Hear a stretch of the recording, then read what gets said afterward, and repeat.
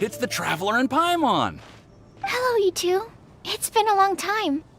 Were you having a really serious discussion right now or something? Just a regular catch-up. We meet here once in a while to go through any recent developments in our research projects. So we just missed him! Maybe we should have hollered to him. He didn't look in the best of moods just now, though. Was he upset about something? If so, he probably wouldn't have been in the mood to help out anyway. Upset? You mean Albedo? Yeah, he wasn't looking his usual self. Upset? Uh-oh. I wonder if... What are you looking at me for? I wonder if Timaeus' research topic is so boring that Albedo finally snapped. Surely not. It's not that boring, is it? Nah. Anyway, Paimon wanted to ask you for a favor, Timaeus. A favor? Well, sure. How can I help? Well, Paimon found a bunch of super-duper sweet Sensetias in the mountains the other day. But if Paimon eats them all, then they'll all be gone, so Paimon isn't ready to finish them all yet. Paimon was thinking maybe you could make a device that you put fruits in and it turns them into juice. That way, they'll be preserved for as long as Paimon needs.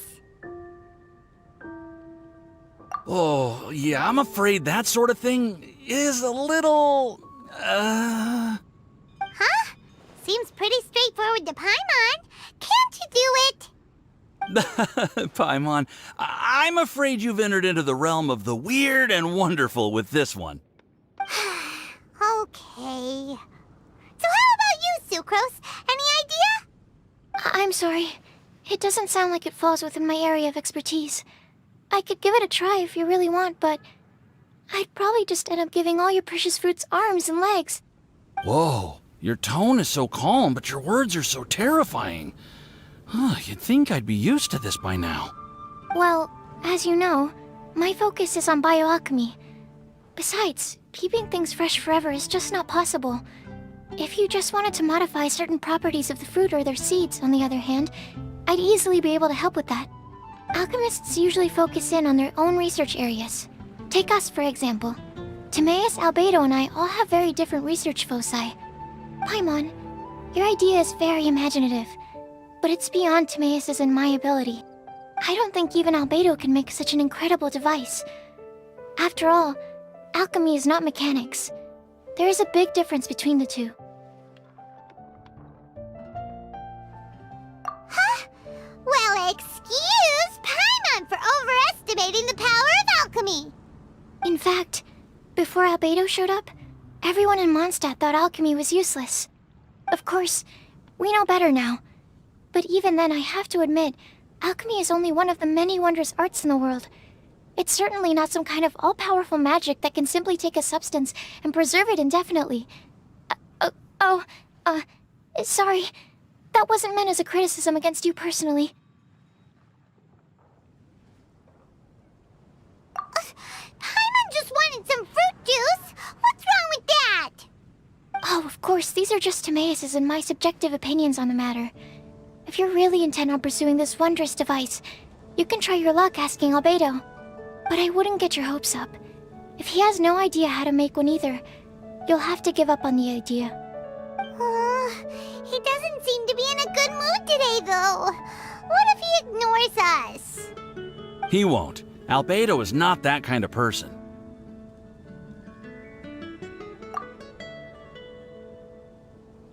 Hey, so where is Albedo heading to anyway? Dragonspine? Unless he specifically says otherwise, Dragonspine is where he usually goes. He seems particularly fond of that place. And somehow, the cold doesn't seem to bother him at all. Then let's go to Dragonspine to find him! Come on, there's no time to lose! This looks lively. What's the occasion? Let's go and have a look! Hey, Traveler and Paimon. Fancy meeting you all the way out here. Amber? Cyrus? Halid? What's everyone doing at Dragonspine? Don't you mind the cold? Oh, the Traveler is joining us too. Oh, great! Fantastic! Wonderful! The more the merrier. I agree. I feel much better with the traveler joining us. Definitely the kind of person you want to have around in a tight spot.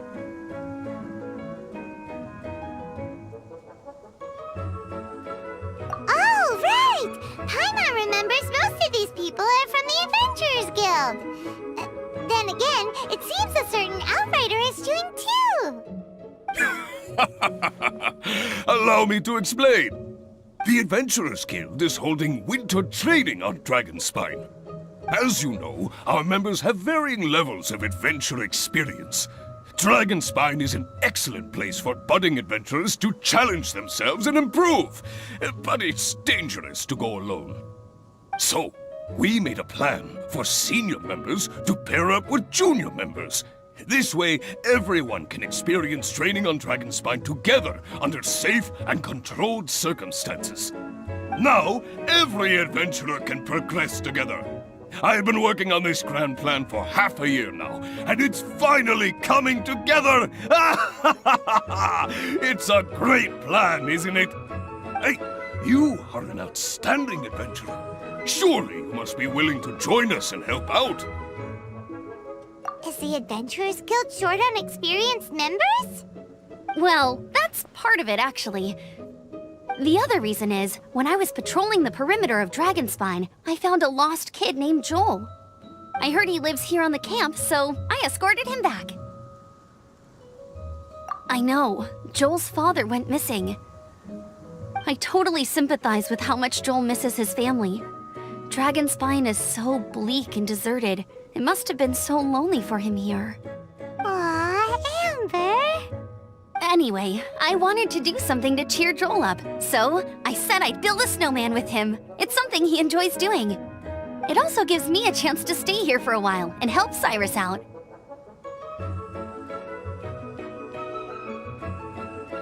Aw, really? Thank you. Let's go meet up with Joel then. Oh, I invited another friend of mine to join too. She should be here any second. She'll be perfect for this kind of thing. Hey, Cyrus, we've got to take off. Is that okay?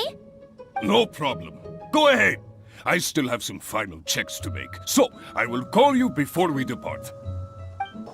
Hey, Joel, we're here. Hi, everyone. I'm so happy right now. It's nice to have so many people to hang out with. Are you here to build a snowman too? Build a snowman? Oh, sorry. I forgot to do the introductions.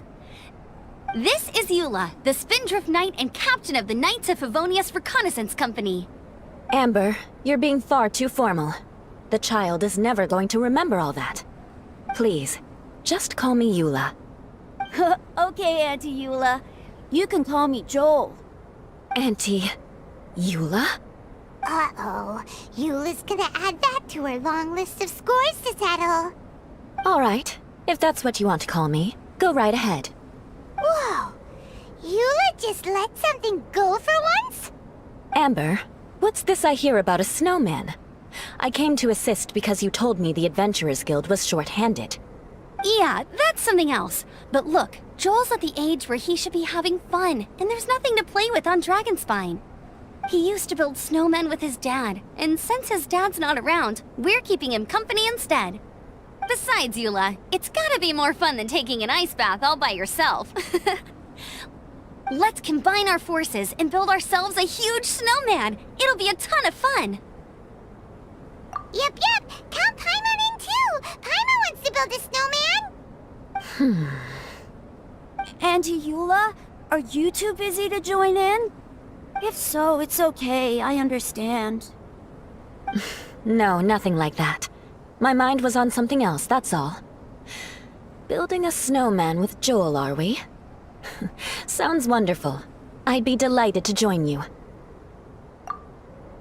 Then let's get started. First, we need to split up into teams to gather some supplies. Joel and I will be on one team. You and Eula can be on the other team. Hey, Joel, see that huge tree over there? Wanna race me there? Yeah, let's do it! Wow. hard to tell which of them is having more fun. Hey, what's up with you two? Why are you just staring at each other without saying anything?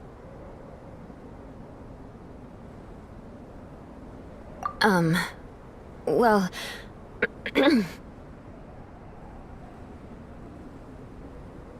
Joel probably hasn't spent much of his life in the city. He doesn't know me, and he doesn't know what the Lawrence name means to the people in Mondstadt. Right, that's why he calls you Auntie Eula. True. In his eyes, I'm just another ordinary person from Mondstadt. It was a surprise, but not in a bad way at all. How very perceptive of you. Were you staring at me the whole time when everyone was talking? You shan't be getting off lightly for that. The truth is, I'm a little concerned that I might be quite inept at building snowmen. I have never built a snowman before.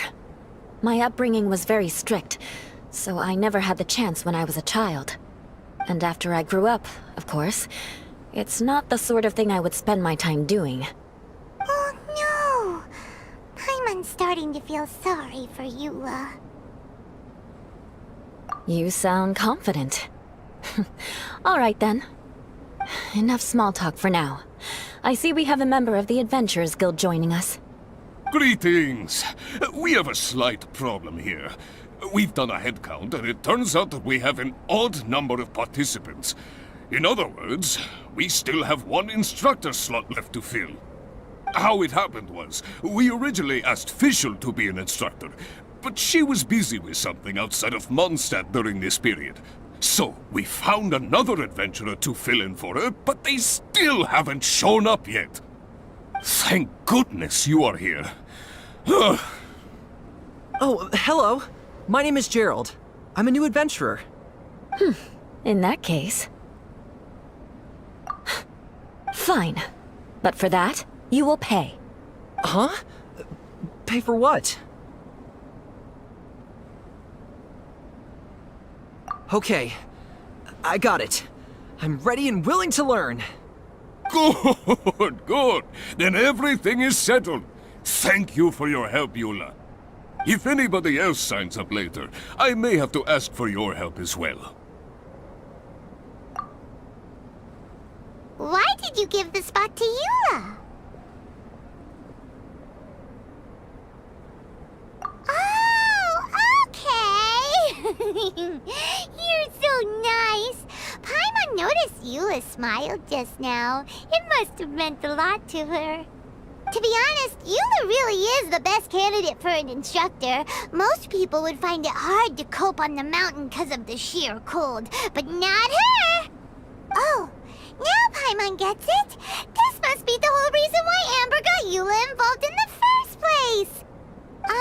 We were supposed to find supplies, but now Eula's busy with other stuff, and, Paimon doesn't feel like going around collecting things.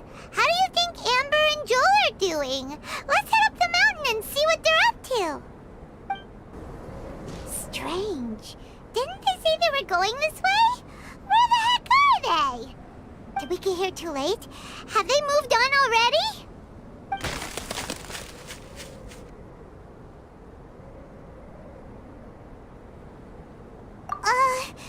Could they be in danger?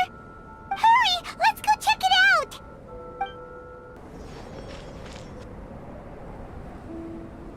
The sound just completely stopped! How could that happen? After all the adventures we've been on, our tracking skills are honed to perfection! Aren't they? Oh, guess we underestimated whatever was behind it. But if that's the case, then what exactly are we dealing with here? I know that voice. Huh? What brings you to Dragonspine? Oh, so it was Albedo all along! All along? Oh, what do you mean by that? On the way here, we kept hearing weird noises, and it felt like someone was watching us the whole time. Turns out it was just you! Honestly, you really gave us the creeps. If you're bored up here, go find something useful to do. Don't go sneaking around scaring the poop out of people. The things you felt and heard could easily be attributed to animals, or bandits perhaps. You should be wary at all times in this environment. There are all too many ways to sustain losses here if you aren't careful. So, what business brought you here? We actually came to look for you, but then it turned into looking for Amber, but now we've met you, so we're back to that again. Your thought process is rather chaotic, as is the way in which you articulate it. Hey! How dare you! All Paimon's trying to say is that we came here to look for you! Oh, is that so? Then it must surely be something of great importance. I'm all ears. He seems to be in a better mood than we thought, right? Does that mean Timaeus' stupidity doesn't really get to him after all? Huh. Okay, let's just forget that ever came up. That's okay if you can't tell me about it. Just treat this as an opportunity to stroll on the mountain and enjoy the view. So basically, the truth is we're here on adventurer duty. Ah, I see. So you foisted the rookie off onto Eula so that you could wander off and goof around? We're not goofing around! And Eula was the right person for the job! We were just being nice. What about you then, huh? What are you doing on Dragonspine? A friend commissioned me to do some artwork recently, and I have yet to finish. I came here because it's a quiet place where I can gather my thoughts, gather inspiration, and gather some raw materials while I'm at it. Raw materials? For what? Paint. Star silver can be used to make high-quality silver paint. I just ran out of my previous batch, so I'll collect some ore while I'm here. Ore can be used to make paint? Yes, but you have to be selective with the specimens you choose. Even with a high level of impurities, star silver still contains fine silver-colored particles, but they lack luster, which impacts the color saturation of the pigment made from them. Paint made with such pigment is generally viewed as a fake or a defective product. Interesting. So, paint aside, can you talk about how you find inspiration? Paimon wants to learn! You want to learn to paint? No, not for me, for the Traveler. Paimon wants the Traveler to learn how to paint. During our travels, we sometimes have nights where there's nothing to do. It'd sure be nice to do something memorable rather than just sit around. Painting is a great example because it can capture a moment in time. So it seems like it's definitely a worthwhile skill to have. Yep, why not? Once you mastered it, you can paint Paimon. Not a bad idea. Well, since you two would like to learn more about painting, why don't you come with me to the campsite? I have painting materials there. You can practice while I give you some guidance. Sounds great! Oh, she'll be fine. She is a Knight of Favonius after all. Let's just forget about all that stuff for now and go with Albedo. Come on, let's go! It's so cold out. Paimon wants to get to the camp and warm up by the fire. Ah! Thieves! It's gotta be! Some things are missing. Nothing valuable, hopefully. Wait, where's Paimon's Mora? It's hard to say their value, but some of my alchemy notes are missing. Alchemy notes? Would they fetch a high price? To the uninitiated, they are merely scraps of paper. But for someone who knows what they're doing, the knowledge contained in those notes is more valuable than any treasure. So you're saying only someone who knows alchemy would have stolen them? But the only people who come to Dragonspine are adventurers, thieves, and monsters. What use would any of them have with your notes? I feel the same way. However, Hilichurl break-ins and other such incidents are not unheard of on Dragonspine. It's difficult to draw a conclusion based solely on the evidence at hand. Hmm. These appear to be... Footprints? fresh ones. Meaning our thief can't have made it far. Let's chase him down! We can't let them get away! From the entrance, the footprints go that way. Oh, that thieving... thief! Footprints on the snow are so hard to notice. So easy to lose track completely. That's why we have to hurry. The footprints stop here! Our thief must have jumped from the cliff. Get your wind glider ready. You're going down. Here, more footprints. They're heading to the cavern! Ooh, we got you now! You sure can run, but you definitely can't hide! Let's go in! Wait, I have an idea. I'll go in alone.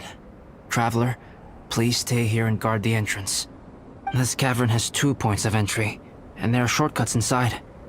Judging from the state of the footprints, he hasn't been in there long. I should be able to reach the other side before he does. Cut him off at both ends. Good idea! Whoever apprehends the thief first has to notify the other party. This way we're fully covered. Still, safety comes first. We do not yet know the identity of our thief.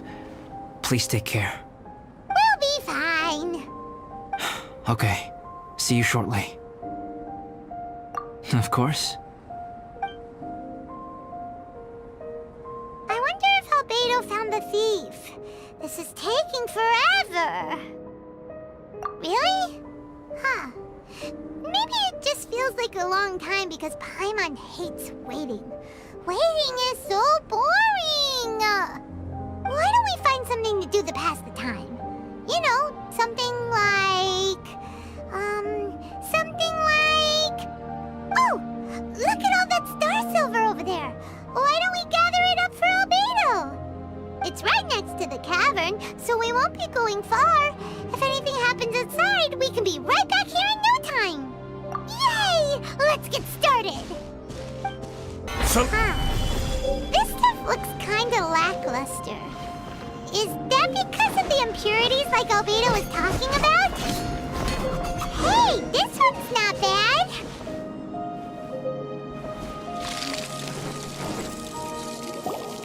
Alright, this should be enough. Some star silver shines a lot more brightly than others, huh? Finally, you're back! Yes. Sorry. I was unable to catch him. He was faster than I'd imagined. Oh.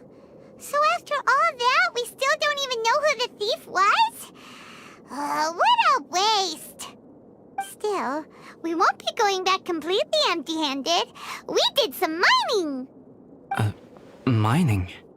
Yeah, for star silver. Look, we got quite a lot. It's just like you said. Some are really bright and shiny, and others just look like regular lumps of rock with a little shiny bit here or there. Star silver. I was merely saying what was on the front of my mind. I hadn't thought you would genuinely go and gather some. Well, you said they can be turned into paint, so we got pretty curious. Also, if it weren't for that thief, we'd be making paint by now anyway, right? Or even painting by this point. Anyway, it's all the thief's fault for wasting our time. Yes, it's all the thief's fault. The notes mean a lot to me. I'm not quite ready to give up the search yet. Let's keep an eye out for clues as we go. Oh, just one thing. Do you want us to bring all this ore back, or did you want to sort through and get rid of the useless bits first? There's no point in bringing the bad ones back if it'll ruin the quality of the paint. Some of them do look pretty dull to Paimon, so it doesn't seem like those will be of any use at all. Indeed. The sorting process is necessary. Humans are such practical creatures. They only want those things that are good. Once they have learned to distinguish between good and bad, they will never stop comparing things in their minds. Useless things should be disposed of at the outset. It saves a lot of time that way. Efficiency first. So let's start by... Help! Help me! Wait! Did you guys hear that? Was that a cry for help? It's likely an adventurer in danger. Okay. The voice was definitely coming from around here. Is anybody there? Help me! No way! Is that... Is that the Traveler and Paimon? It's me, Bennett! Whoa! It's really him! Let's get him out! So sorry to trouble you guys again. The key should be someplace nearby. Please, help me find it! Oh, finally, I'm out. Thank you so much!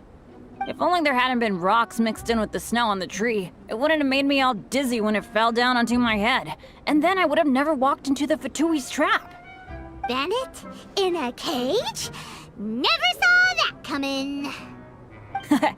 I won't bore you with the rest of the details. Just me being unlucky again. Yep! Taking them out was child's play. No need to thank us. You did? That's so nice of you guys. I know they were probably just following orders. But still, thanks for helping me out. So what are you doing on Dragonspine? Didn't Razor want to come with you? Did you hear about the Adventurers Guild thing? They're hosting a winter camp here. As one of their veteran adventurers, I'm here to help out the rookies. Razor's not an adventurer, and as the leader of Benny's adventure team, as well as the only actual member, I had to come on my own. But now I've been stuck here for so long, I probably missed it. Oh, I hope Cyrus doesn't get mad at me. Oh! Wait, so that guy Gerald who got left in the lurch, he was supposed to be paired up with you? If so, sorry, Bennett, but you really did miss it. He got paired up with a different instructor instead. What? Weren't they short on instructors? Where'd they suddenly get extras from? A few people from the Knights of Favonius stepped up in order to help support the event, so they ended up with more instructors than students. Knights of Favonius? Yeah, they're definitely more reliable than me.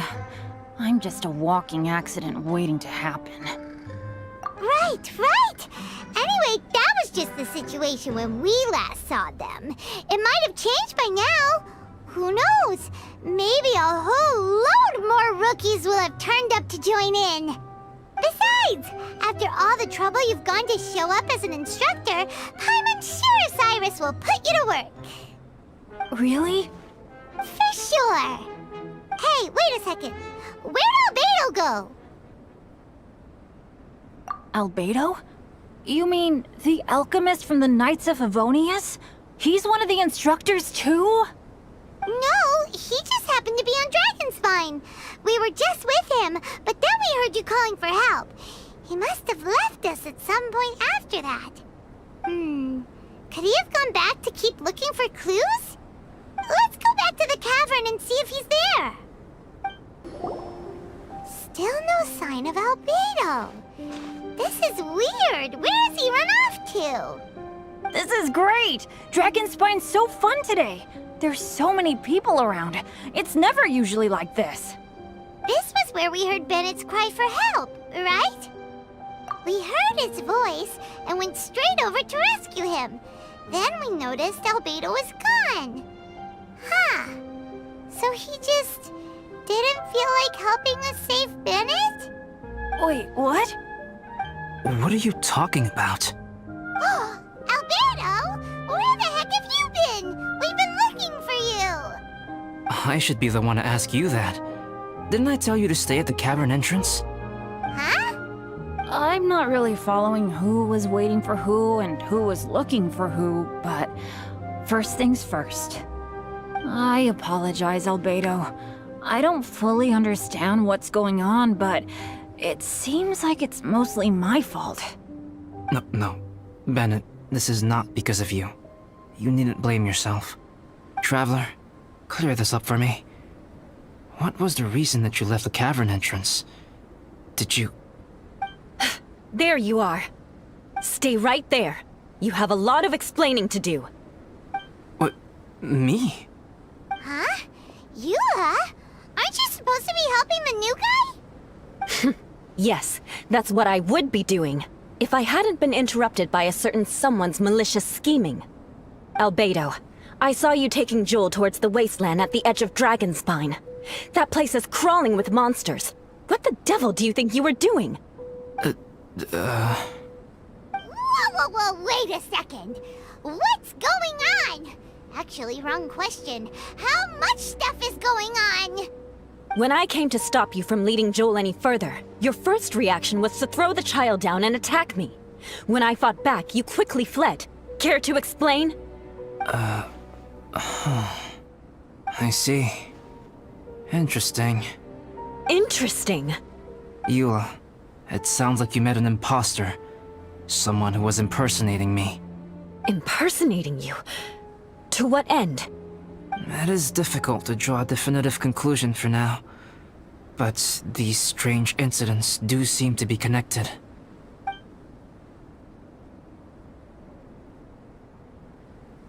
Your alchemy notes were stolen. Can the Traveler and Paimon testify that the three of you were together up until you entered the cavern? Yes, we can confirm that. As things stand, I don't have any reason to harm the child. Whoever you met is likely to be both the thief who stole my notes, and also an imposter. Of course, it's entirely natural for you to be skeptical of my story. I was separated from the Traveler and Paimon for a significant duration while we were pursuing the thief. My word alone cannot serve as a definitive account of my actions and whereabouts during that period. But the Traveler and Paimon can at least testify that I was not the individual who tore up the campsite or stole my notes. Albedo, do you have any enemies? Could it be one of your enemies impersonating you to get revenge on you or something? I don't have any enemies. And I'm not aware of having given anyone cause to exact vengeance upon me. There is insufficient evidence to assert what happened with any certainty at this point. Given how serious the situation is, I intend to investigate it myself, even if you decide not to pursue it any further. Eula, I won't discourage your ongoing suspicion of me if you can't believe my story. Though, naturally, I would hope you can afford me some credibility on account of our solidarity as fellow members of the Knights of Favonius. Traveler, Paimon, Bennett, if you are willing, I welcome you to monitor my activities beyond this point so that you can act as my witnesses. If I am what this imposter wants, he will come looking for me again eventually. Things can only become clearer from that point on. I'll give you the benefit of the doubt, as preposterous as your claims sound. And I will choose to believe that an imposter went after Joel, and not you. I will keep Joel safe. If you need any support with the investigation, contact myself and Amber. You have my gratitude. As far as Amber goes, I will... Eula! Eula! Where are you? Amber, we're here! Eula! Oh, and Traveler, Paimon, Albedo, and Bennett. You're all together. Great. Bennett, I'm glad I ran into you here. Cyrus was telling me you still hadn't shown up. He was getting worried you might have run into some trouble.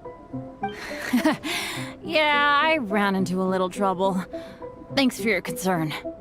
Sure thing. Well, now that I found you, let's go check in with Cyrus. But before that, has something come up? How come you're all gathered here together? Need any help? Between us, there have been a few minor incidents, but nothing I haven't already dealt with. Oh, yeah. It's my fault, really. All because of my bad luck. But everything is fine now. So, it's all set then? Great! Shall we head back down together? I did say I'd bring Bennett back if I saw him. Sure, I'm ready to go. Very well. Let's go. And then there were 3. Traveler, can we talk somewhere else? There's something I need to tell you. Let's go to my camp. My camp is somewhere that we can talk openly, without reservation. But before that... Whoa. What a mess! Thank you. I appreciate it.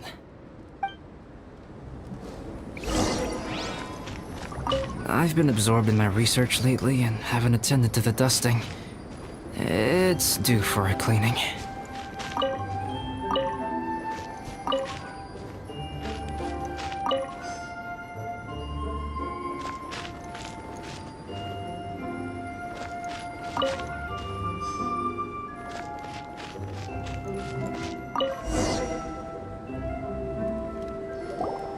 Yep, that should do it. Neat and tidy.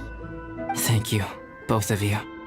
Now that everything is in order, it's time to talk. You look really serious right now. Is this about what happened earlier? I remember I once told you that you must have questions, and that I would answer them. I also said that, while I did not wish to deceive you, there were certain things I could not go into detail on. I am a synthetic human being. A human forged by human hand. The one who created me, my mother and teacher. Her name is Rhine-daughter, a researcher from Conria, also known as Gold. A synthetic human? What the... How the heck does that work? When the pinnacle of attainment in alchemy is combined with unimaginably vast learning, the apex achievement is the creation of human life. When you say Conria, do you mean... I am indeed somewhat older than my appearance might suggest. But when I came into being, Conria had already been destroyed. I have no memories of it. My master raised me and taught me everything. Like her, I am a pure alchemist. I live for academic knowledge. Nationality and identity are not what ultimately define us. Traveler, what is your general feeling toward Dragonspine? You've visited numerous times now. Would you say it's a cold, eerie, and melancholy place? Rhine-daughter created two miraculous beings. One is me, and the other is the venomous dragon, Durin, who died here. Durin? So that makes you guys... brothers? As sons of Rhine-daughter, Durin and I are indeed inextricably linked to one another. The phenomenon of our creation defies definition within the scope of a typical human worldview. But if we may tentatively call it birth, then yes, we, by extension, are family. Speaking of Durin, Paimon remembers that his power was quite... special. That's right. Because of this, whenever strange things happen on Dragonspine, it always makes me wonder. For instance, the feeling of being watched that you described, as well as the sounds you heard, and the one impersonating me that Eula met. Oh, right! Paimon knows what you mean! When Eula and the others were here just now, the Traveler gave me a look as if to say, don't say anything. Probably because it would only make you more suspicious, so Paimon kept quiet. But Paimon noticed that you came out of the cavern not too long after going in, and you told us that you didn't manage to catch the thief. Then we heard Bennett calling for help, so we went to rescue him. But strangely, you didn't come with us. And when we got back to the cavern to go find you, suddenly you were the one looking for us. So, it seems that you met my imposter too. Well, if so, it was a pretty good impression. He had you down to a T. We never would have guessed. Also, after he left us, why did he go after Joel? Perhaps Durin's power drives people to madness. But that's merely crude conjecture. Whether someone is impersonating me or there is another false me out there, this is a cursed tale. and it is not one whose weight you should have to bear. Traveler, perhaps you should return to Mondstadt if you have no further business here. The work that lies ahead will occupy me completely. I'm afraid I will be unable to entertain you beyond this point. Yeah, we're Dragonspine veterans by now. If there's something really bad going on, we can't just leave you here to deal with it on your own. That wouldn't be very nice now, would it? Besides, there's no one else in Mondstadt that you can talk to about this. Sucrose and Timaeus don't know your secret. Yeah, don't push us away at a time like this. All right, thank you. You were intending to participate in that winter camp, if I recall correctly. That could serve as an excellent pretext for you to remain on the mountain. In that case, please join in the activities of the Adventurers Guild as planned, and be on the lookout for any leads while you're at it. If anyone sees me, or someone like me... We'll be sure to pass the info straight on to you. Good. Then we're agreed. Okay, let's split up to look for clues, then meet back here at this camp in a few days' time. Sounds good to me. But please, whatever happens, put your safety first at all times. Albedo! We're here! Traveler, Paimon.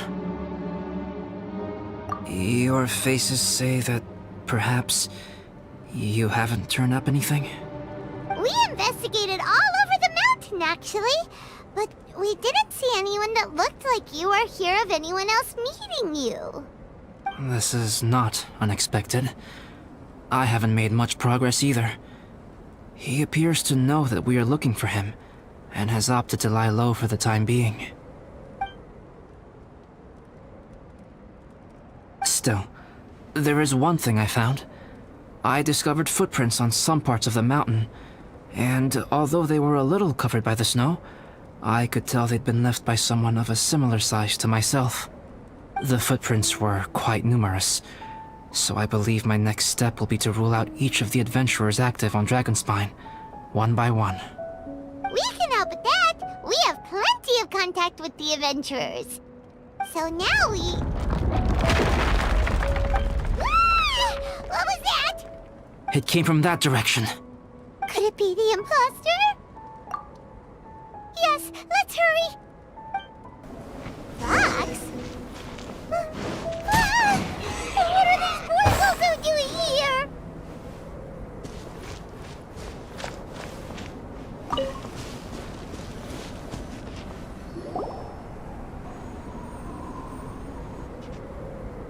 Hey! Did you see that? Did those rocks shake just now?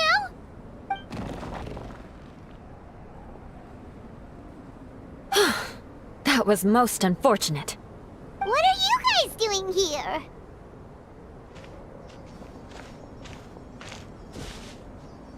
I have to agree.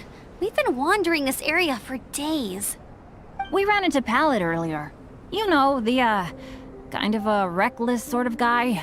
You know the one? Anyway, he said he was unlucky, so I gave him some adventuring survival tips. After that, he disappeared to rejoin the training camp. Wait. Are you saying that after all this time you still haven't made it back to the base camp? Well, as you can see... It was nothing really. We just hit a few landslides and snowdrifts and took a few downhill tumbles. You know the deal. They sound like unforgettable life events to me. Anyway, you are correct. We haven't made it to the base camp yet. We have had extraordinarily poor luck over the last few days. Almost as if a sinister force has been trying to thwart our every move. Fortunately, I made advance arrangements for Gerald to remain in a safe location and conduct some basic physical training exercises. I'm sorry. I'm the one to blame for all this. I've always had bad luck and it always rubs off on everyone around me. Sorry to create so much extra trouble for everyone. I don't know what to say. Maybe this is the awesome power of fate. The scary kind, I mean. I agree. Besides, it's not like we have the most amazing luck ourselves. Really? I think you guys have way better luck than I do. Well, what can we do about that? Oh, Paimon knows! How about Paimon share some of her luck with you? You're welcome to a bit of mine too.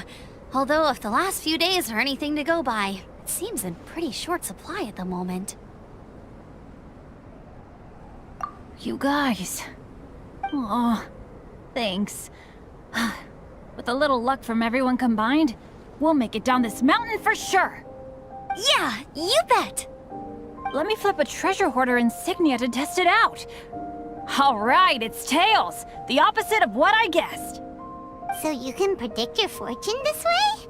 But why are you so happy that you got it wrong? It has two sides, so there's a 50-50 chance of me getting it correct. Luck all comes down to probability, too. So as long as I use up all the bad luck, everything else will go smoothly. Guessing wrong when I flip an insignia is one way to use up some of the bad luck. So the probability of having some good luck in the near future just got a little higher. Hey, he's making no sense at all. Why aren't you calling him out? Guys, I guessed wrong in my insignia flip, which means we should be able to make it back to camp. Paimon's not sure that's how it works. Let me try. It's this way, right? Oh! Ow! My butt! What is this shard of ice doing here? What? How truly miraculous. This is a miracle of misfortune.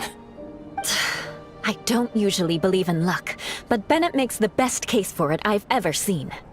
Amber, if you are ever required to partner with Bennett in your future work and you encounter anything like this again, do not take any rash action. Wait for me and I will come to support you. Huh? Yes, of course. Now that you mention it, I do feel a little tired. Trekking in the mountains has a way of wearing you out. Well, since everyone is tired, why not take a rest in my camp? Paimon's so sleepy. A nice bowl of hot soup and a good sleep would sure be welcome right now. Suddenly, I'm kind of sleepy too. Amber will fall asleep in the snow if we keep going much longer. Come on, let's move. We shall head to Albedo's camp and get some rest, take stock of our supplies, and decide how to get off this mountain.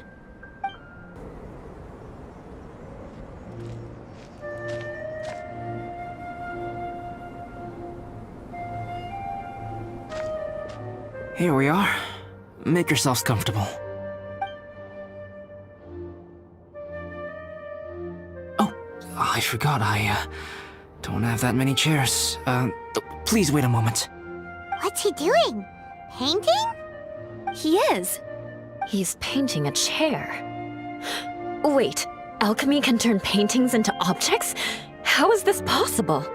My paintings are like blueprints. Alchemy simply enables me to omit the manufacturing part of the process. It's an elementary level technique. With enough research and experimentation, this same technique can even be used to create living beings. Whoa. Well, since you can magically produce chairs, can I have one with a backrest? No problem. How many of you want backrests? Me! Me! I'll also take one with a backrest, if you please. Can Paimon have a chair that comes with a juicer? Still beats squeezing onto a stool with you.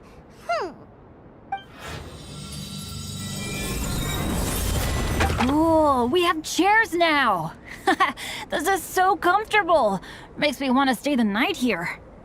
You're very welcome to stay overnight if you wish. There's still some time before dinner. Get some rest, everyone. I'll tend the stove. Hey now, we can't be letting you do all the work.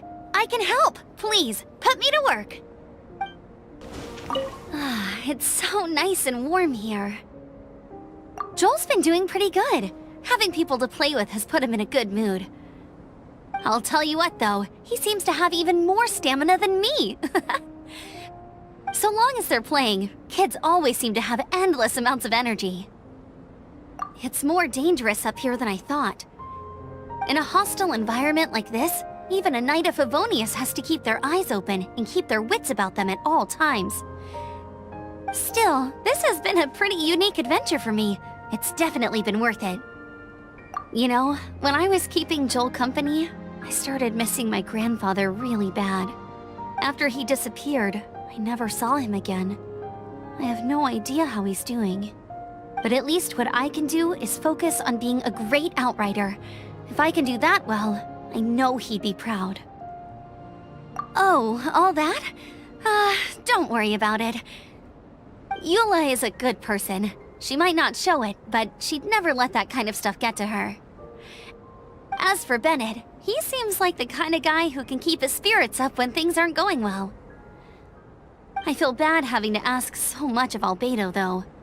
Still, it's kinda nice to have everyone together like this, so yay for silver linings! Sure thing. Bet you're tired as well. You should get some rest too.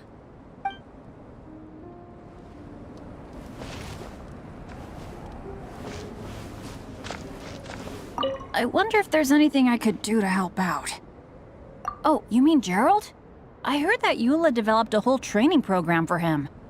He might be new, but I bet he'll improve pretty quickly with a mentor like that.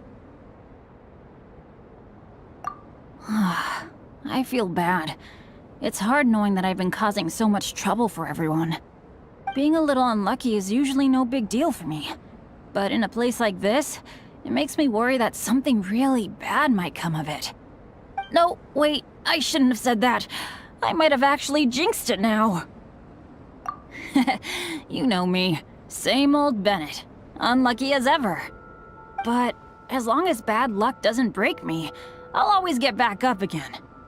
Especially on a cool adventure like this one. I gotta make the most of it. Sorry for dragging you guys into another situation. I didn't used to know any of these knights very well, but after spending some time with them on this trip, it's really opened my eyes to my own shortcomings. They're all so talented and kind.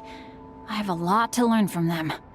Oh yeah, you gotta tell me sometime how you managed to make friends with so many talented people. Okay, cool. Make sure you eat plenty when dinner's ready.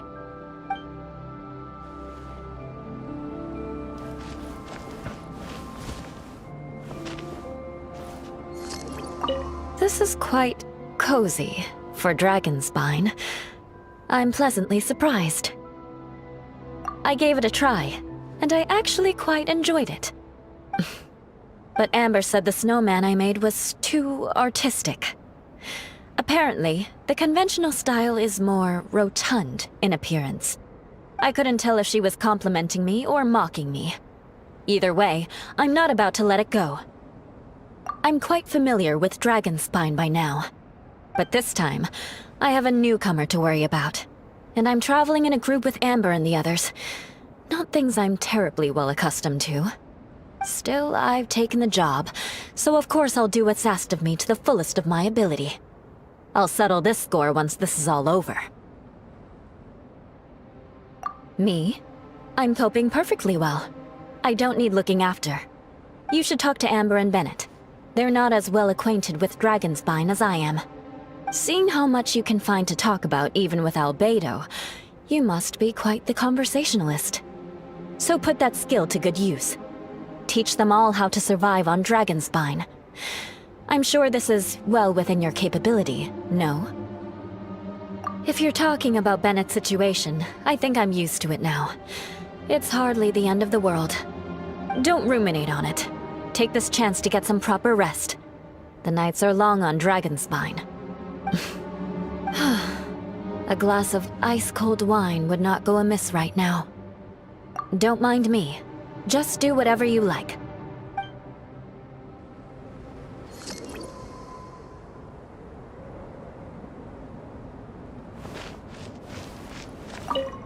Oh, pace yourself. Dinner could be a while.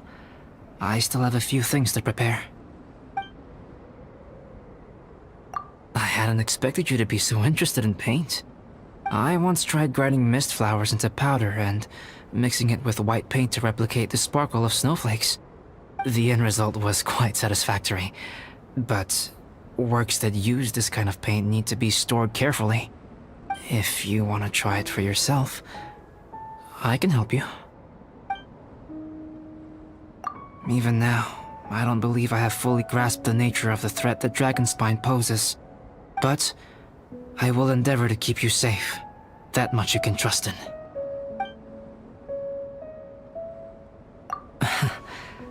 I wish I could simply respond with, I'm fine. But you are a true friend to me, so I should be honest with you. Recently, certain questions have been occupying my mind. Questions about the nature of life and creation. However, I feel that rushing into a discussion with you on these topics before my ideas on them are fully formulated will bring you far more confusion than clarity. So I will wait till my thoughts are clear in my own head before I share them with you. Until then, please forgive me.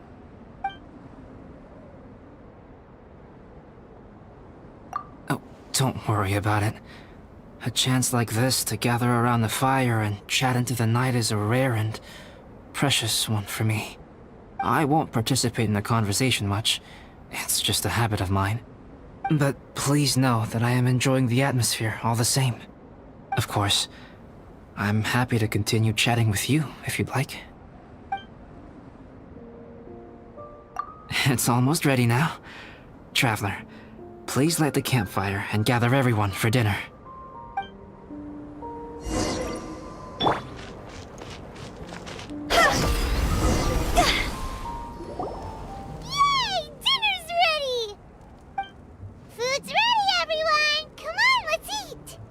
I made a few dishes based on some popular Mondstadt recipes. This is no good hunter, but there should be enough to go around. Please, help yourselves. Wow, smells great. Don't mind if I do. Wait, don't steal all the fried vegetables. Leave some for me. Hey!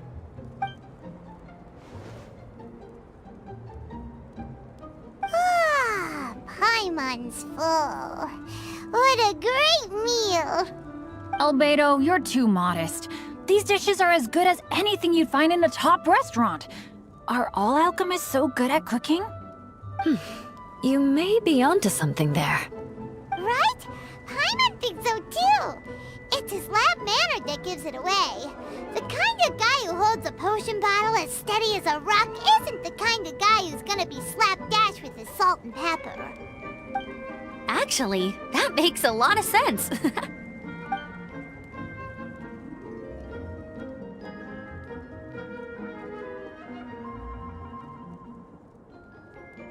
I'm so sleepy after all that food.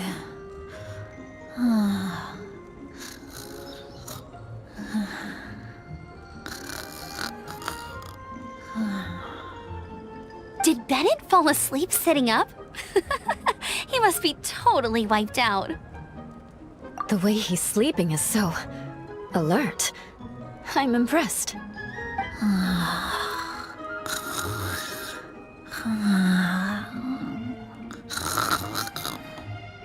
He seems to be in a deep sleep. Ooh, Paimon wonders if he sleep talks.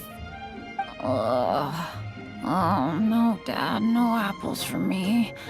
I want sticky honey roast and fisherman's toast. Sticky honey roast. That's your favorite, isn't it, Amber? Sure is. Give me a sticky honey roast from Good Hunter any day. I used to take Eula to Good Hunter a lot back when we first met. Before long, Sarah would start cooking our usual orders as soon as she saw us coming. She said we ordered the same thing so often that it was practically muscle memory by that point. She also said that if everyone in Mondstadt ordered like we do, her job would be so much easier. All she'd have to do is memorize everyone's favorites. Always eating together. Aww, it's nice that you two are so close. The Traveler and Paimon always eat together too. It's a sure sign of true friendship. Two people simply sharing a meal says nothing either way about the relationship between them. That depends if it's a one-off meal or a regular occurrence. Aha! Paimon just noticed something. Whenever Eula doesn't want to admit to something, she raises her chin or puts her hands on her hips. Ah, you've all picked up on that. Didn't know Eula's tells were so easy to spot. We are done here, yes? I am free to go, am I not? Then please excuse me. I have a frozen lake I need to be at. You're going for an ice bath at this time of night? Wait up! Don't go without me! I thought you wanted to get some sleep. So maybe you should stay here and rest. No, I should come with you. It's late, and it's dark, and you're not good with directions like I am. Come on, let's go together.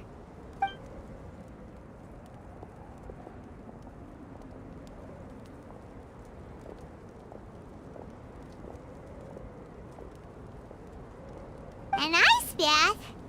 Whew. Rather them than Paimon. So much roast meat. Oh, hey, Dad. I'm doing all right. I'm the leader of my own adventure team now. Wow. Bennett really is a sleep talker. Okay, looks like we got some downtime now. All right, you two. Time to paint. Have you decided what to paint? Like you even need to ask. It's obviously going to be Paimon. Sure. But we should move elsewhere. We're likely to disturb Bennett's sleep if we stay here, so let's go outside. Okie dokie. All right, grab your easel, paper, brushes, and paints. Don't leave anything behind.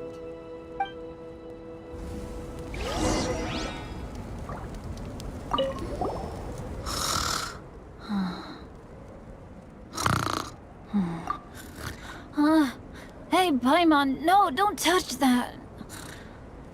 What the heck? Don't touch that mechanism or you'll fall down. Ugh, oh well, never mind. What the heck is this guy dreaming about? Let's paint here. Allow Paimon to adopt an elegant pose for your artistic reference. Hey! What's that look for? Cut the attitude and start putting your perfect Paimon down on the page. You better take this seriously, because this is going on Paimon's wall. Confidence is a good thing. Those to whom it is endowed do well to flaunt it. I'm looking forward to the finished piece. Alright, let's start with the head. Now, in your mind's eye, what is written on Paimon's face?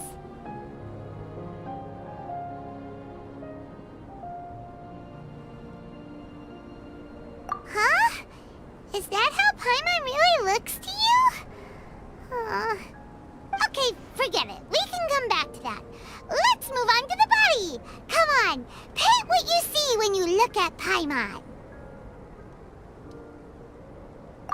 Paimon's starting to feel like this is not going to turn out so great. Now Paimon's getting nervous. Let me see. Let Paimon see. What is this?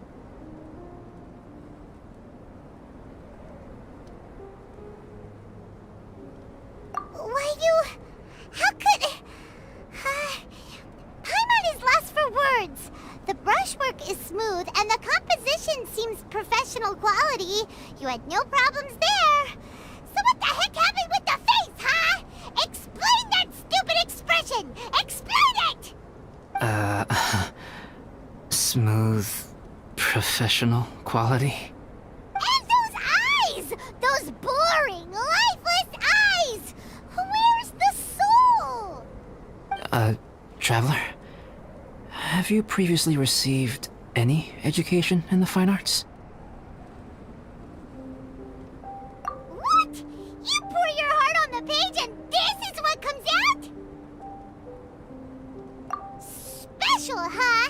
You seriously think special is supposed to look this ugly? Paimon's not convinced. But Paimon is struggling to come up with a comeback. Fascinating. Paimon, if this is not to your liking, I can make a few amendments. Traveler, what do you think?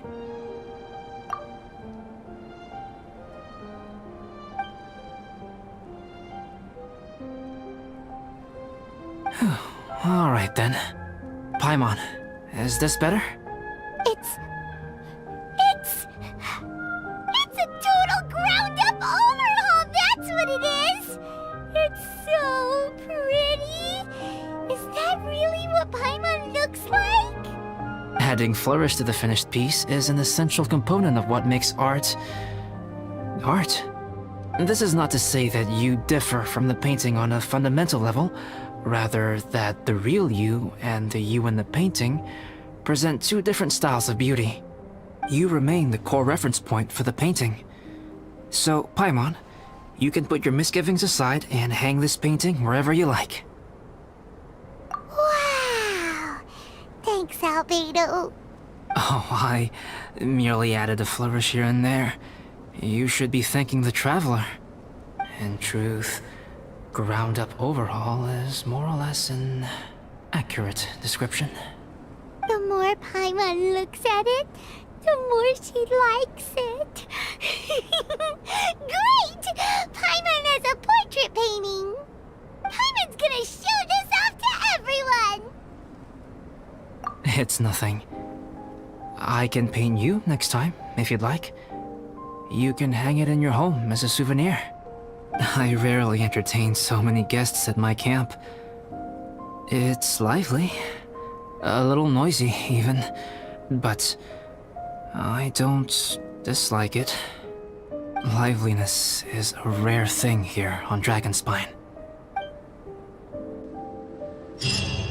Ah, it's a new day!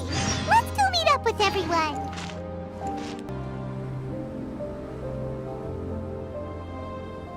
Hey, good morning! I slept great last night. How about you guys? All rested up? I'm fine, as usual. The path down the mountain is easier to follow in the daylight. Let's take this chance to head down to the base camp. Let's go! If we make good time, maybe we can all get lunch together!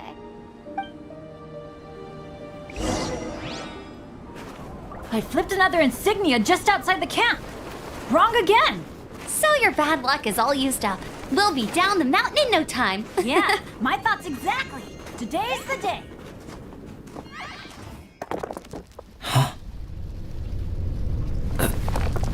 Oh no! Avalanche! Look out!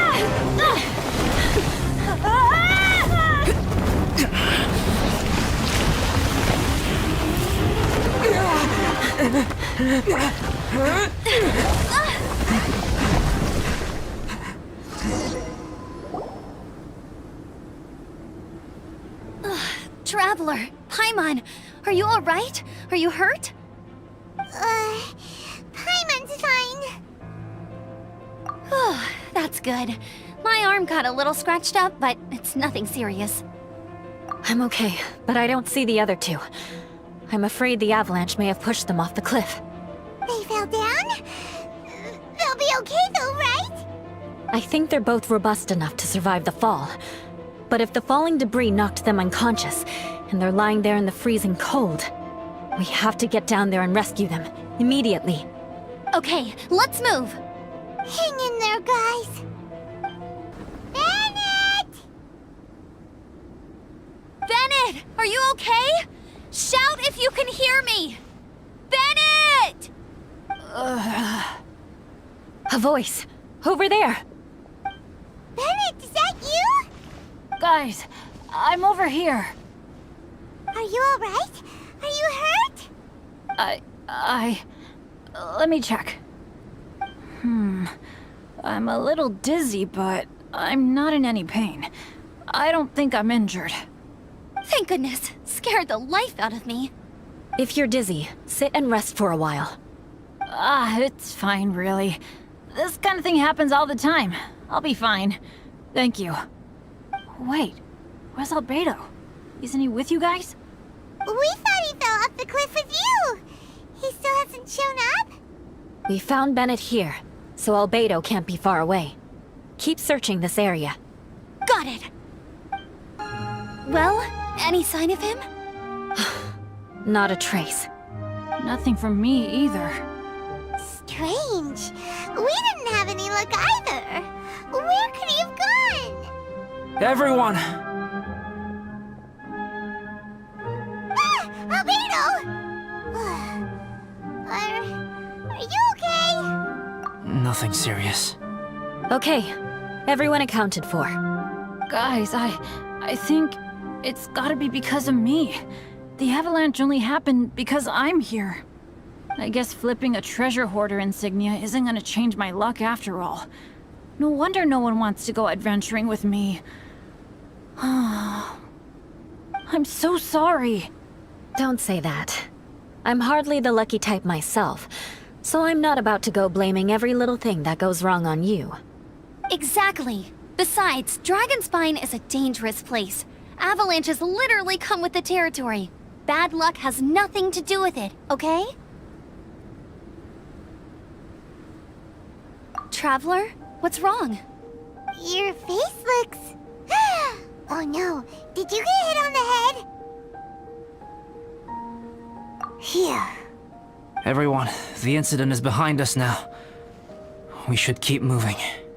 Why do I feel that Dragonspine has become more dangerous than it used to be? I hope it's just my imagination. Our top priority now is to get off the mountain and regroup with the adventurers. Whatever further dangers this mountain has to throw at us, we must face them together. Agreed. Guys, keep your eyes peeled and watch your step. Careful does it. Whew, we've been heading in the right direction for a good length of time now. We must be getting close. I can feel it. Victory is in sight! Hooray!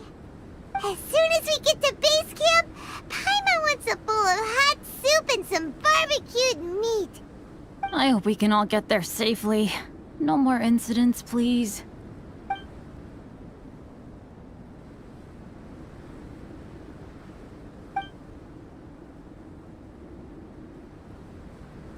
Hey, what's on your mind? You seem a little distracted. Something's up, isn't it? Are you hungry? Cold? Shall Paimon hug your head to warm you up? I don't think I've spent so much time on Dragonspine before. It sure is cold, but the view is amazing. Isn't it, Eula? Eula? Sorry, I wasn't listening. What did you say? I was just thinking, whenever I've met up with you at Dragonspine in the past, we always stick to the same few spots. It's much more vast and beautiful here than I realized. If it were a little warmer and a little safer, I bet this place would be bustling with visitors. I agree. People are put off by the cold and have an aversion to danger. They don't realize that there's much to explore beneath the icy exterior, if you were willing to spend the time and energy. Albedo, is this the way down? Yes. I think there are several routes in this area. Does the path fork off here? It looks like it does. But maybe it doesn't. My head's still a little fuzzy from the impact. I'm kinda dizzy too. I keep thinking things are swaying a little. Maybe I'm just hungry. Either path will work for us. The smaller trail is less worn and harder to see, but it's also shorter. Since everyone is weary, I suggest we take the shortcut. Follow me.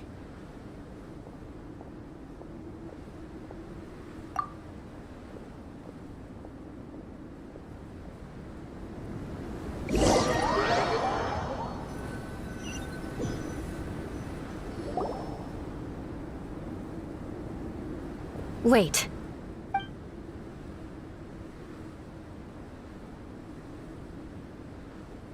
Bennett and Amber don't look well. Can we take a break?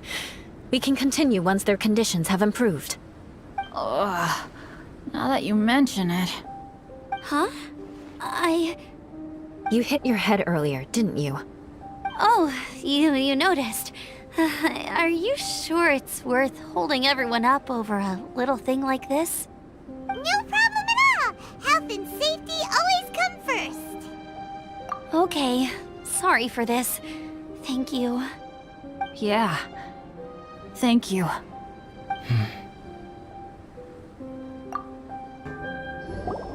Drinking some water can help with the dizziness. Oh, and lying flat on your back helps too. Thank you, Bennett. Seems like you really know your stuff. Well, when life gives you lemons. Bennett, weren't you feeling dizzy too? Stop pushing yourselves, both of you. Get some rest. We'll continue when you've gathered your energy. Yula might come off as a little frosty, but she takes caring for her friends super seriously, more than anyone else I know. Every time I see that look on her face, I'm just like, ah, stop staring at me.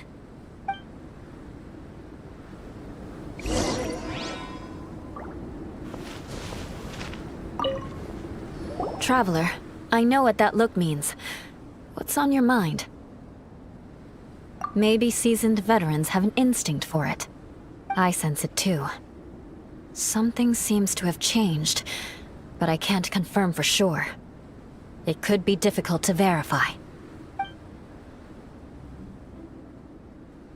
It might be imprudent to speculate out loud, but I believe you know what I am referring to.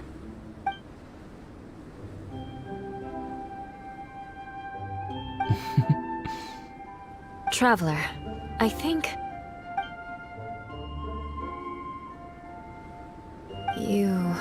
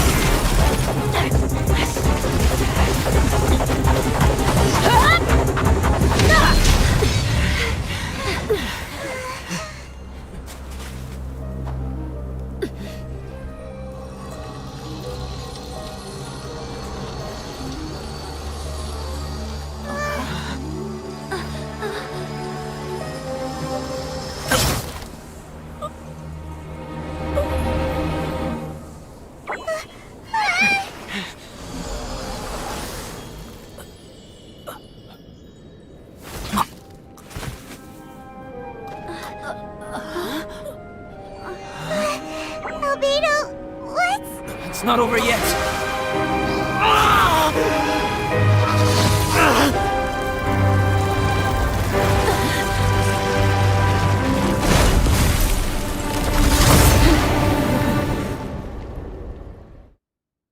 Brace yourselves. This'll be a challenge. Stay back! I'm going to cut this weed down to size! What in the world was that thing? One moment it was human, the next it was a plant! Is everyone alright? We're fine, but can you please tell us what's going on? I don't understand. I take it this monster is whom I had the pleasure of meeting last time. Correct.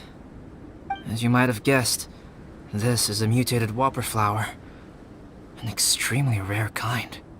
But can whopper flowers turn into humans? Not typically, but conditions on Dragonspine are far from typical.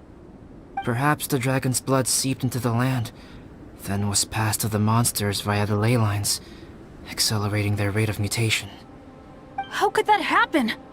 This mountain is home to the remains of Durin, the venomous dragon.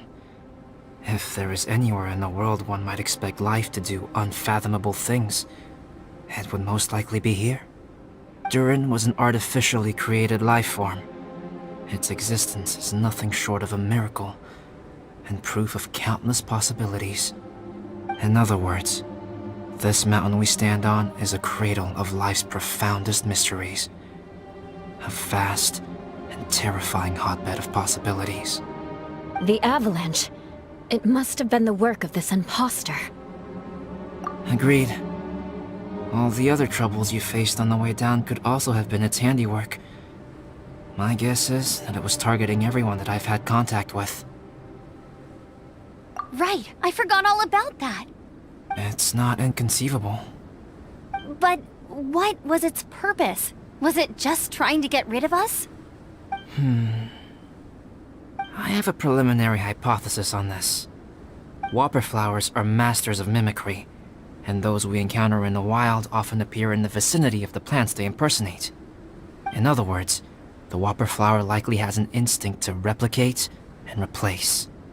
As a plant, it will disguise itself as another plant and infiltrate the group, hiding among them for cover.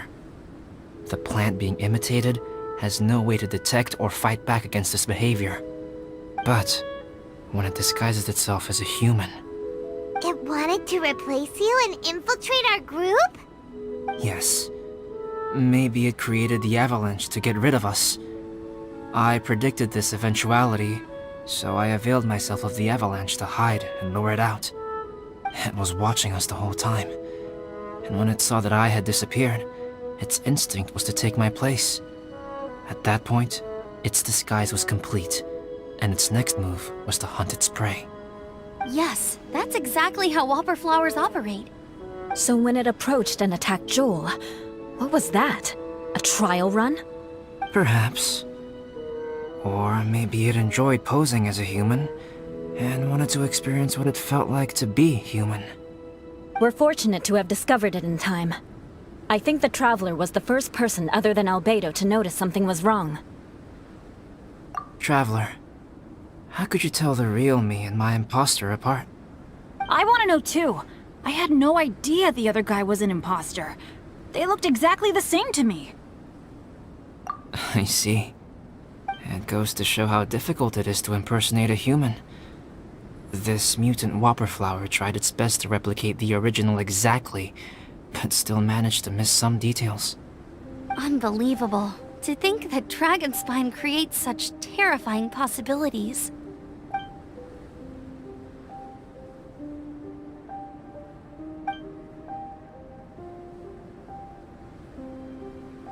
Anyway, at least we won in the end. It looks like my method did work after all. I used up all the bad luck, and the good luck finally came through. About that. If you're referring to having fallen down the mountain and avoided injury, well, that's because I was secretly protecting you. Huh? Well, that still counts as good luck to me. Yes, that's not an unreasonable way of looking at it. Okay. We've been delayed long enough. Time to move on. Yeah, let's go!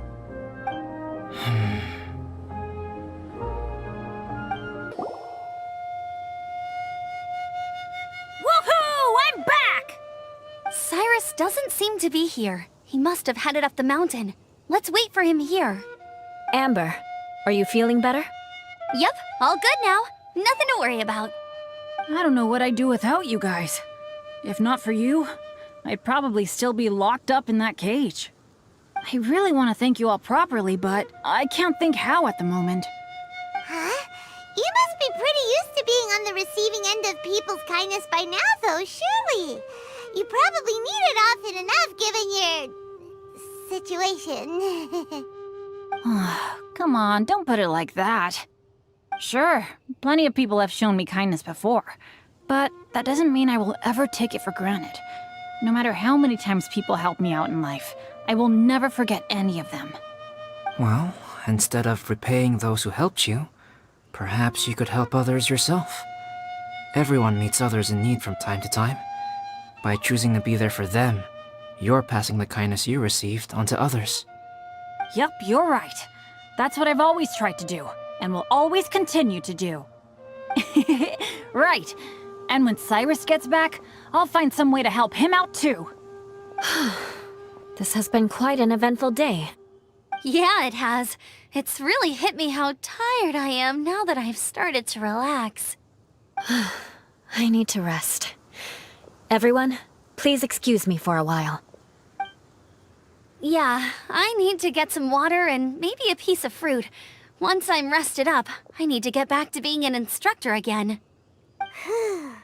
Well, it looks like the curse of the mountaineers who couldn't get off the mountain is finally broken.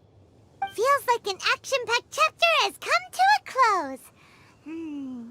Shall we find somewhere to rest and chat too? Why not? Then please, come with me. You sensed something too, didn't you?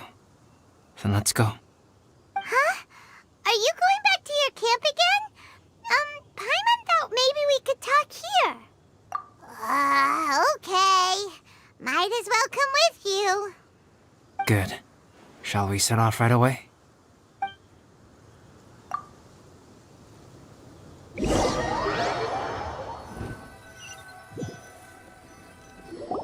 Sorry for bringing you back here once again. Some topics are best discussed in private. Is this about the imposter? That's right. I have to say, Traveler, I'm very surprised you noticed the difference between me and the imposter. Yes, this mark. Perhaps it's where it all began. Ooh, sounds like the beginning of a big story. Keep going. Well, I can't deny that what I'm about to say does sound like something from a children's storybook. So, what do you think this diamond-shaped mark means? A tattoo? A crest? Something else? No. Consider it a birthmark.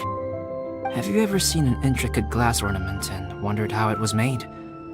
Well, one method for crafting with glass is a technique known as glass blowing. Glass blowing is not a widely known art in Teyvat.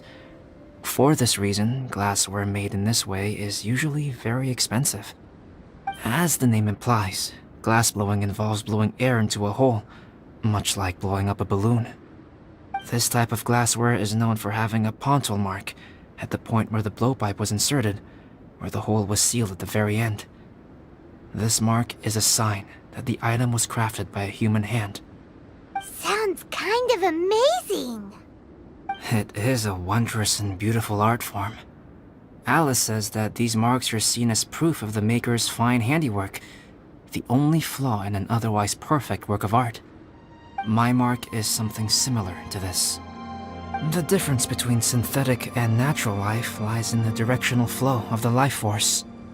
The energy of a natural life form flows out from within. That's why flower buds bloom and curled leaves unfold. And it's the very reason we watch and wonder at blossoming flowers. Creating life artificially, on the other hand, involves, to a certain extent, the introduction of an external source of energy into the embryonic life form. When the hole where the life force was infused is sealed at the end, it leaves a mark not dissimilar to the pontal mark in blown glasswares. The alchemical substance drips and spreads out in all directions, resulting in this rather ingenious diamond shape. Wow! So that's where it came from. This mark is a sign of my artificial origins, and proof of my imperfection as a human. I presume that the imposter intentionally avoided replicating this mark, so as not to become less than perfect himself.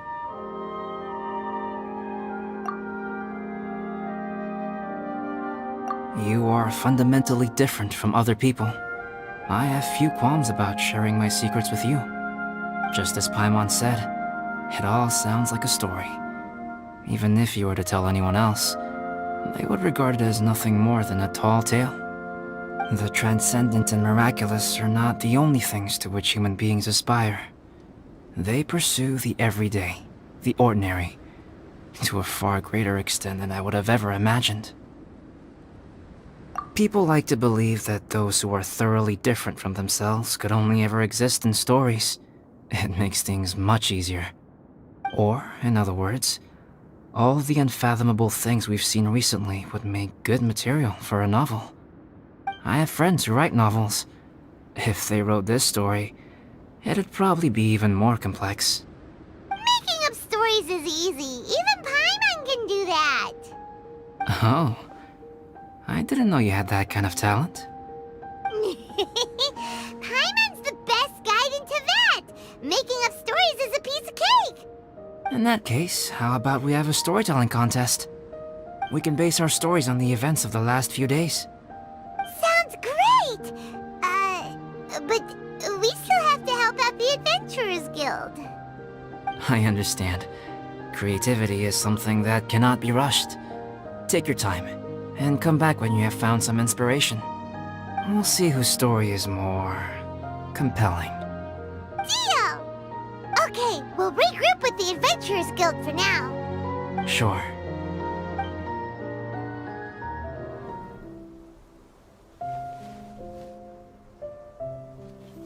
My story. Yes, I should have known. Master's failed specimen in the dragon's belly. This is where the story truly begins.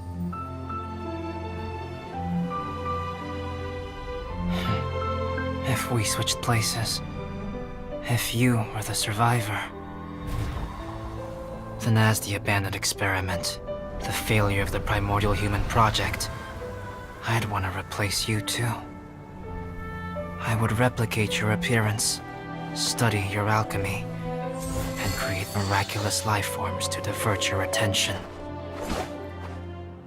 I would wait for the right moment, then dispose of you in the Traveler, the sole person to have known your secret. And then, I could finally experience the joy of being brought into the world.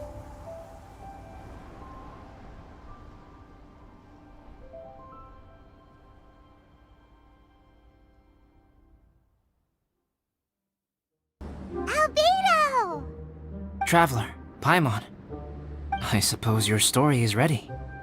Yep. How about you? Do you need some more time? No need. I am also ready to tell my story. Paimon calls dibs!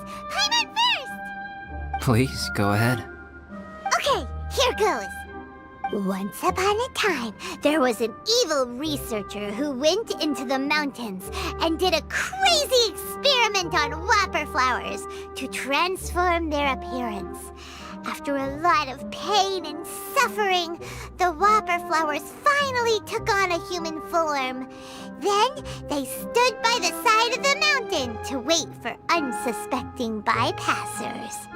To whoever spoke to them, they would ask some questions such as, "Who am I? Who are you?" If the bypasser got the wrong answer, the last sound they'd make would be a yelp before the whopper flower ate them alive in one bite. Ooh, truly frightening. What the? You two aren't scared at all! Don't go nitpicking, okay? If you didn't like the story, go write your own!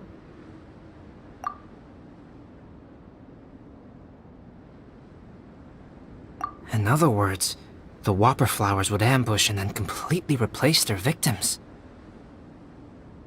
And then what? Go back to where the person lives? Enter their home? Eat their whole family?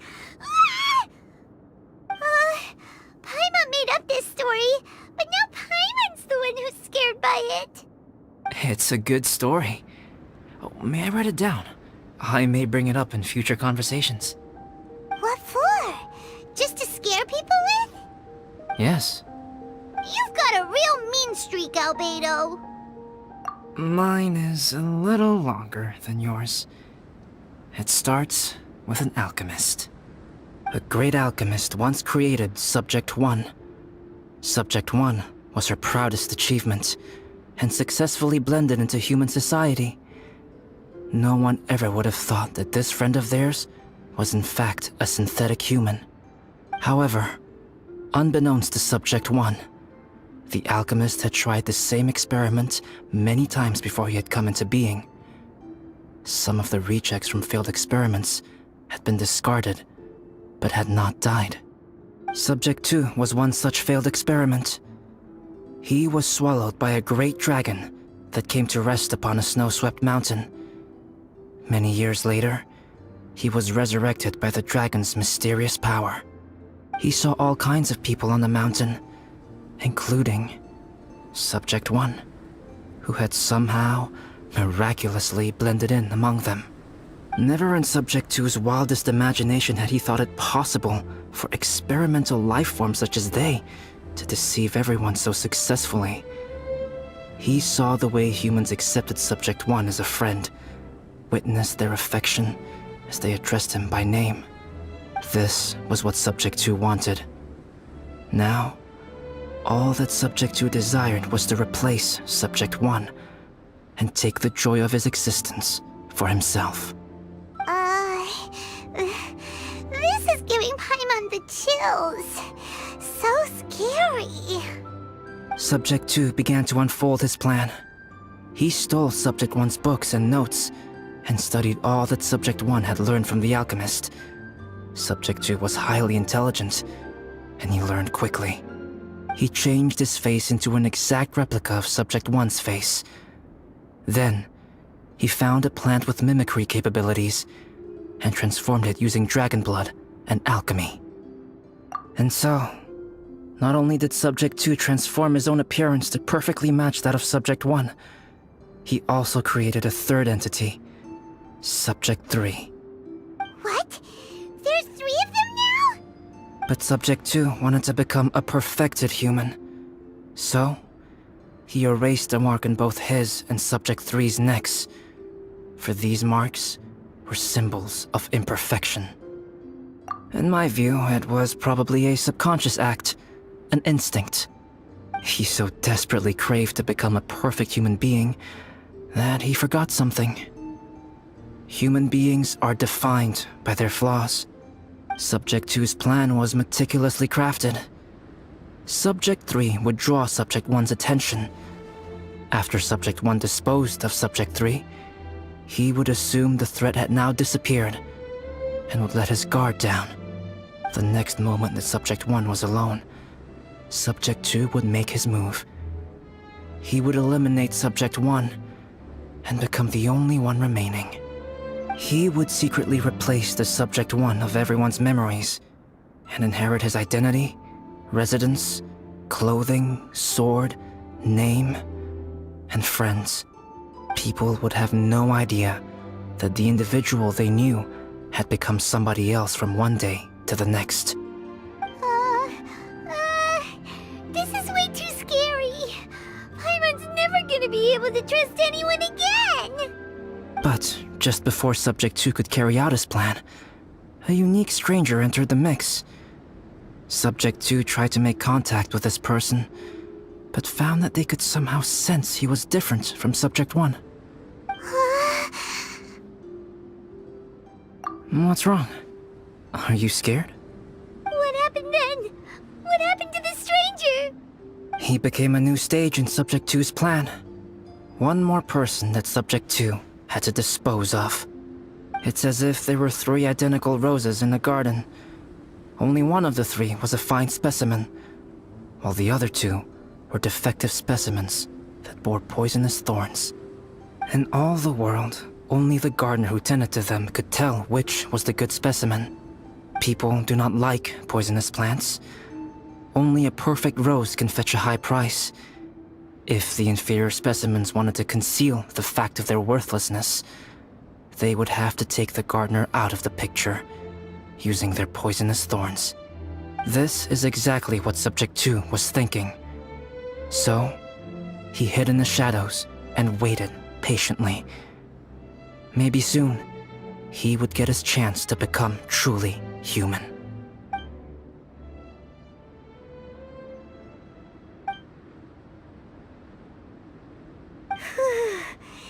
That was intense!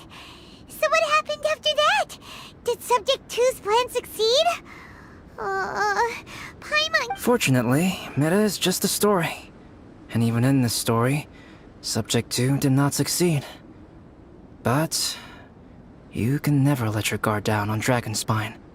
Monsters mutated with Durin's power and blood are also creatures of Rhine Daughter, just like me. You must beware of all such creatures. I'm glad to hear that. It's okay. I know what I am. You and I are both different, so there is no need for me to hide the truth from you. The only thing is that sometimes, when I think about how mighty the power of alchemy is, I feel so small.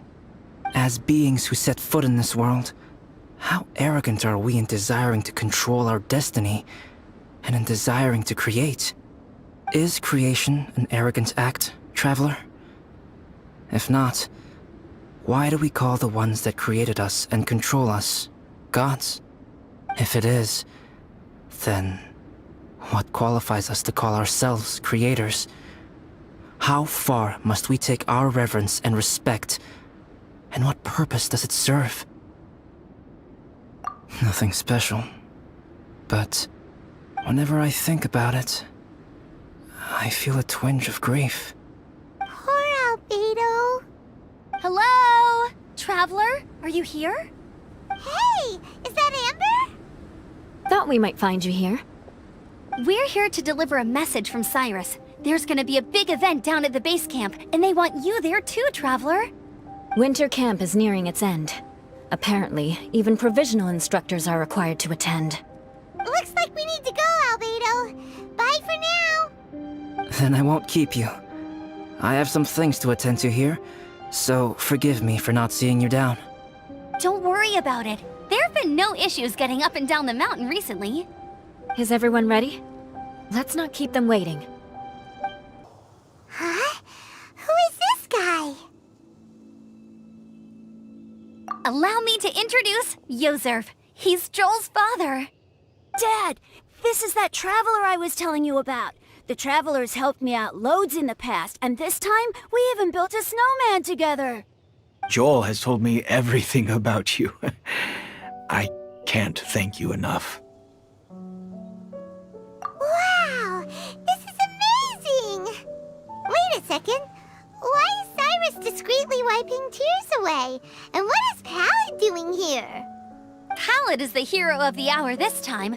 Go on, Pallid. Tell us what happened in your own words. Okay. The weather was fine on that fateful day, and I had a feeling that Lady Luck was smiling down on me. So I trusted my gut and set off to explore somewhere new, somewhere dangerous. Because where there is great danger, there is also great treasure. Why does this sound so hard to believe? But I had only been away from the group for a short while when I fell down a slope and just started rolling. Uh-oh. Did my bad luck rub off on him when we ran into each other on the mountain? The place I fell to was somewhere I didn't recognize, and I'd sustained a few injuries. I remember thinking to myself, this is the worst luck I've ever had in my whole life. Then I met Yozerv. He'd heard the sound of me falling and came out to see what was going on. Huh? Wow, so it was completely by chance then. I thought he must have been someone from the Adventurers Guild here for the event, but after a few words of conversation, it was clear that he was having memory problems. He didn't even know his own name. The temperature was freezing, and there was no time to deal with all that there and then, so I convinced him to come back to the camp with me and figure everything else out after we got there. We got back to the camp, ran into Joel, and the moment he saw him, he froze for a second with this completely stunned expression on his face, and then he started crying out, "Dad! Dad!" That's when Yozerv suddenly started to remember. My memory has still not fully recovered, but Joel and his mother, they are the only ones that I will not, no, that I cannot forget. Daddy. Daddy's right here, Joel. Daddy's right here. Yozerv, don't you remember anything else at all? The poor princess, feeding the foxes? I'm sorry. I have no recollection. Maybe it's because of the head trauma. I'm not sure. I woke up and found myself covered in blood. My things were gone, and there was nothing to indicate who I was or how I got there. I crawled into a cave and settled in for a slow recovery. After my legs and feet were a little better, my hunting skills were what kept me alive. Dad, I was so worried about you. I'm all right now, Joel. Oh, don't cry. Daddy's not going anywhere. I'm here to stay. Oh, this is good. This is good.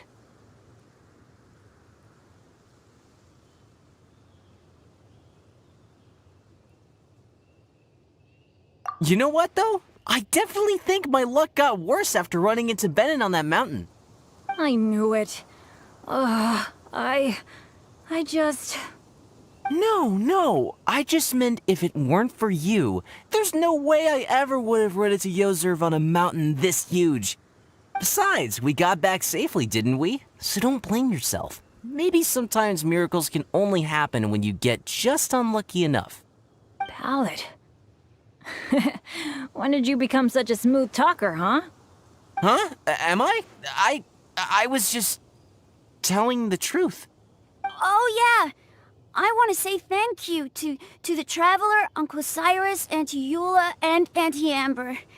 Thanks, everyone. You all helped look after me, and I will always remember it. But I guess I can't take the snowman with me, or it'll melt once it leaves Dragonspine. It's such a shame. Oh, I can help with that. One moment. Huh? Eula? Here, take this. It's powdered rime. Just add it to your snowman, and it will never melt. Wow! Really? Oh, this is awesome! You're the best, Auntie Eula! Dad, I have an unmeltable snowman now! How cool is that? How can I ever repay you all?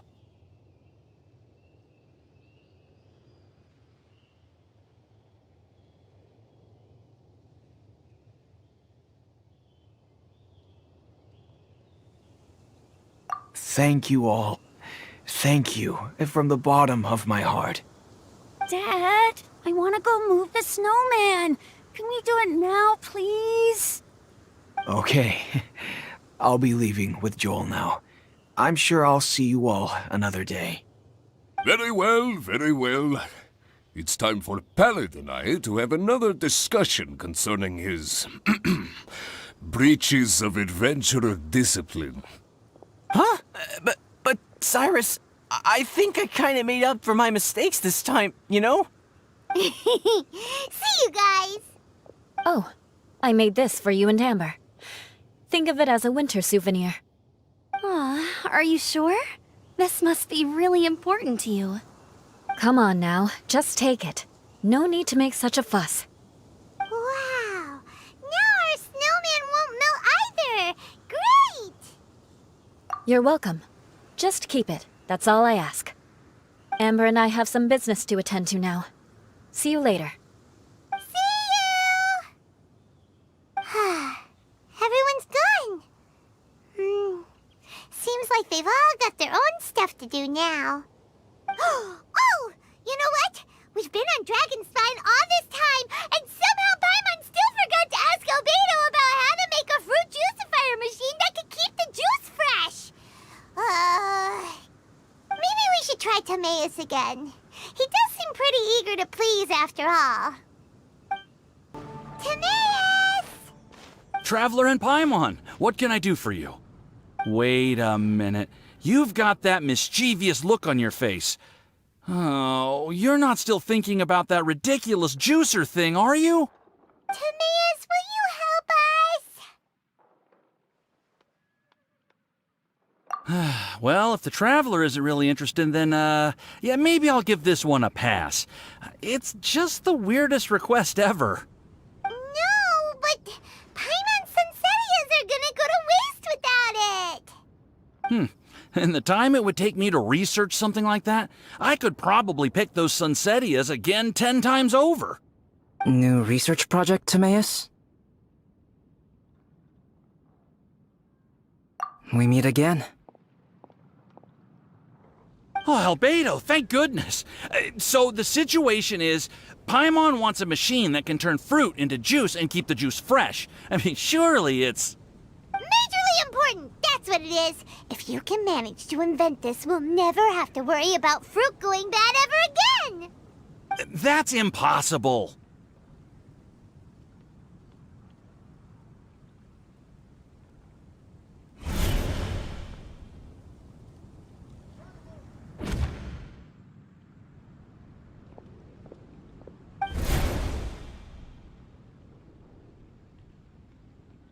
Turning fruit into juice is not hard, but keeping it fresh is more difficult. But if you simply want to keep the fruit from rotting, there are many ways to achieve this. Right, Traveler?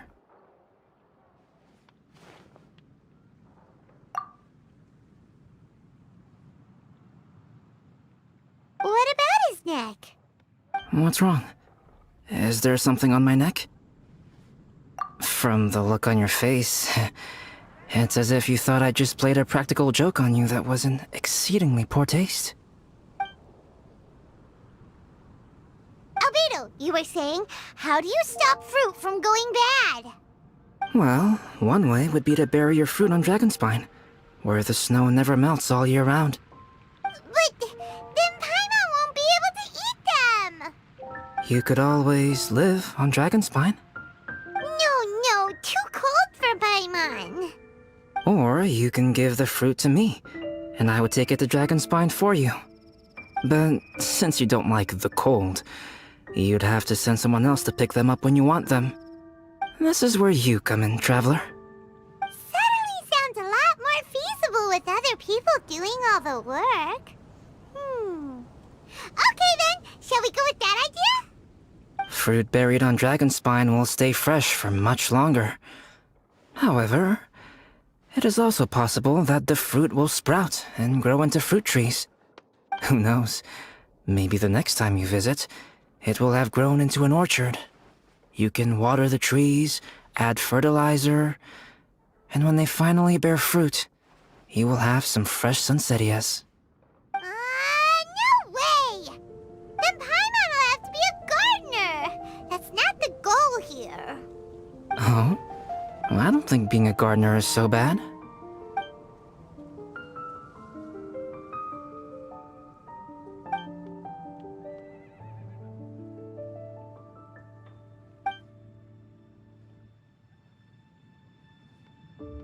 Albedo! Stop trying to get your hands on Paimon's super sweet Sunsettias!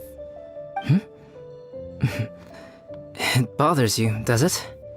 Of course it bothers Paimon! They are the rarest, super-duper sweetest Sunsettias ever! And they're not for you! Okay, but they're just Sunsettias. I think you're only so attached to them because you don't have much fruit of this quality in your possession. When someone's pockets are full and their spirit is fulfilled, they don't easily fall prey to this kind of yearning.